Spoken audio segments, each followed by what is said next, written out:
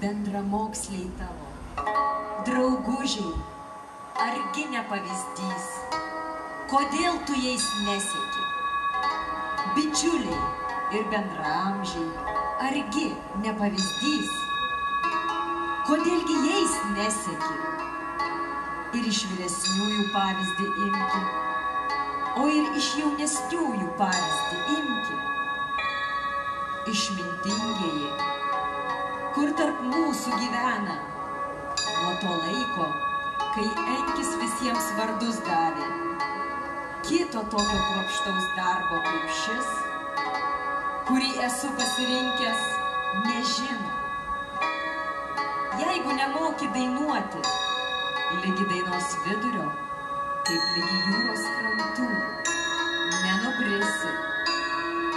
Tai ir raštininko darbas.